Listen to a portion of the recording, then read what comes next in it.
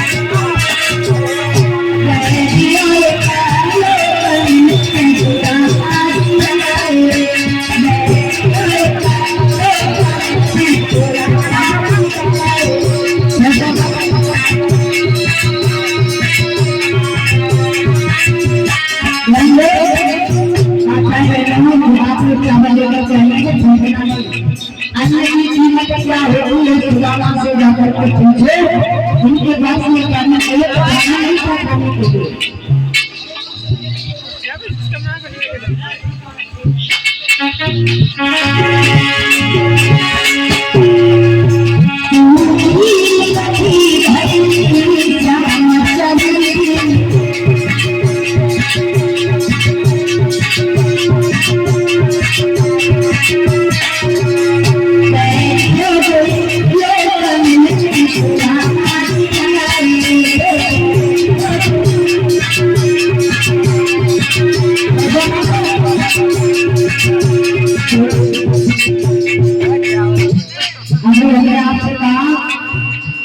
अन्यथा अनादर नहीं किया जाता है। चावल आप क्यों फेंक रहे हो?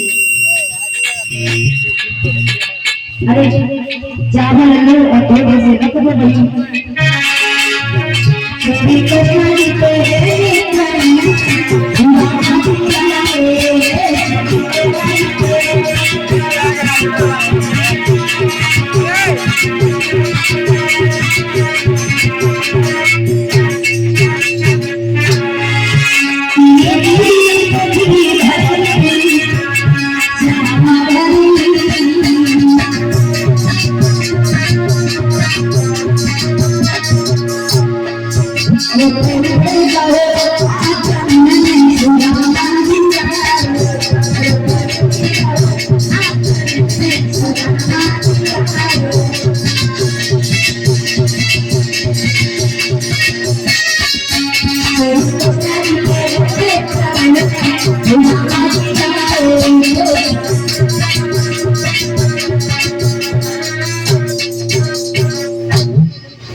इस प्रकार से सुदामा जी आज भगवान कन्हैया से मिले और कन्हैया से मिलने के बाद में इधर भगवान कन्हैया ने जैसे देखा पहले मुट्ठी चावल चले तो एक लोग दे दिया, दूसरी मुट्ठी में दूसरा हो, तीसरी मुट्ठी जैसे चावल के लिए चले उसी समय रुक्मिणी मैया ने हाथ को पकड़ लिया। जवाब भैया एक बात बताओ, दो लोग को दे दिए, तीसरा लोग दे दोगे तो हम तो कहाँ रोके? भगवान कन्हैया कहने लगे भाई तुम रोकती नहीं तो अपने ही लोग दे देते, अगर हम ब्राह्मण नहीं होते तो तुम भी हमारे पास में नहीं होते। नाना प्रकार से समझाने के बाद में भोग इत्यादि करवाया। उसी समय सुबह का वक्त हुआ। आज सुदामा जी जिस समय वहां से चले इधर 16,108 रानियां थी भगवान कन्हैया की जिस समय पूजा करने के लिए आई। भगवान कन्हैया से जैसे सुदामा ने देखो तो भगवान कन्हैया से कहने लगे कन्हैया को बात बताओ ये कभी लड़कियां यहाँ पर क्या कर रही हैं? भगवान कन्हैया कहने लगे लड़कियां नहीं, ये 16,108 हमारी पत्नी है। उसी समय भगवान सुदामा ने जैसे ही भगवान कन्हैया से कहा, सुदामा कहने लगे हैं अरे एक बात बताओ हमसे तो एक ही पत्नी को पेट में भर डालो तुम कहां सोए आजादी को आटा को पेट भर ले जवाब क्या है तुम्हारी छोटी है और तुमसे और लोगों तुमसे ये तुम्हारी विदाई करने के लिए आई है। जब सुदामा असमंजस में पड़ गए, सुदामा ने मन में विचार किया अगर तो 5 रुपया देंगे तो हमारी गरीबी दूर हो जाएगी। अब पहले आई रुक्मणी से बोली दादाजी राम राम आते जाते रहियो कौदना आओ तो चिट्ठी को ले लो। भाई खाली रात चले गई, सुदामा ने कही चिट्ठी तो नहीं दे चलो दूसरी आई मैंने कही दादाजी राम राम, तीसरी आई राम राम। हाय सुदामा कहने को काम को मुझे राम राम घोड़ की बिछाए क्या कर लूं मैं, अरे कछु दे रही नहीं तब कहा राम राम करो सुबह से शाम पता नहीं कहते हो जाए। सुदामा ने कही ठीक है सब राम राम चलती है चलो कोई बात ना, भगवान का नैया लेके भगवान का नैया ने हाथ में मुट्ठी में फूल पकड़ा चले। सुदामा जिस समय हाथ चले उसी समय भगवान का नैया ने देखा तो सुदामा से कहा कि भाई सुदामा फिर आते जाते रहना और कभी परेशानी हो तो फिर याद करना। तो एक फूल लगाए तो सुदामा के हाथ में पकड़ाओ। सुदामा ने एकदम से पेड़ों का धर्म करो बोले कन्हैया तो तेरी का सकते है बना तो कौन माता चुराने वाला, लड़के को चुराने वाला, चीर हरण करने वाला भला की क्या कह सकता है। जितना दिया सब कुछ वापस कर दिया। सुदामा चले इधर देखा जाकर के अपने गाँव में तो बड़ी सुंदर सी हरियाली बनी हुई थी। चक्कर में पड़ गए सुदामा ने मन में विचार किया हमारी तो भावनी को मार दिया और कौन इतने बढ़िया महल बनाए के तैयार करे हमें लगता है यहीं पर रहेंगे।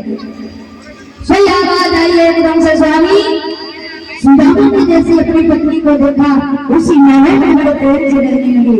बोले भगवान की इस प्रकार से सुदामा की मैया कहाँ लग गई।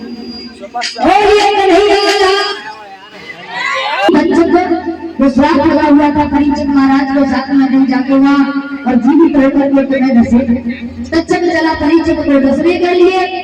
धनवंतरी चले 1400 चोरों को लेकर के परीक्षित को जिंदा करने के लिए। उसी समय रास्ते में जिस समय मुठभेड़ हुई घर बड़ा वृक्ष था और तक्षक ने जैसे फुसकार मारी धनवंतरी ने नजर घुमाई उसी समय जो पेड़ था जो तक्षक ने फुसकार मारी तो वो जल करके राख हो गया।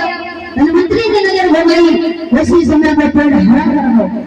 अब तो तक्षक ने मन में विचार किया ये तो परीक्षित को जिंदा कर लेगा। जाकर के सुंदर सा स्वेटर बन करके रास्ते में गिर पड़ा। सुंदर सा स्वेटर समझ करके धनवंतरी ने अपनी पीठ पर जागा और पीठ में बैठ लिया उसी तक्षक ने। आज जैसे ही तक्षक धनवंतरी ने कहा ऐसा करो हमारे इस शरीर को 2 महीने 1 महीने तक जमीन में गाड़ो और ढाक बजाओ कभी हम जिंदा नहीं पाएंगे।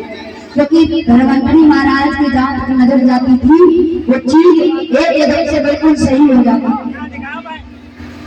उसी समय जैसे ही धनवंतरी को जमीन में गाड़ दिया 1 महीने तक ढाक बजाने के लिए उसी समय वही ब्राह्मण वही तक्षक आया साधु का रूप धारण करके चेलाओं से कहा एक बात बताओ ऐसा कोई करता अपने गुरुदेव का कोई मांस इस प्रकार से गुरुदेव जी के शरीर में कोई इस प्रकार से जमीन में गाड़ करके ढाक बजाता है। निकाले तुम्हारे गुरुदेव जी मर चुके हो। निकाली तो गुरुदेव जी की सांसें चल रही थी। उसी समय जब आप किया धनवंतरी कहने लगे 1400 चोरों से ऐसा कहो अब हम जिंदा नहीं रहेंगे।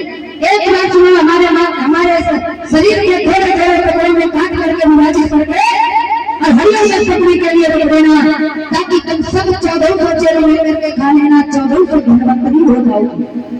ऐसा ही किया थोड़ा थोड़ा शरीर काट करके हरियों में पकड़ने के लिए रख दिया। उसी समय वही धनवंतरी चौक को तक्षक आया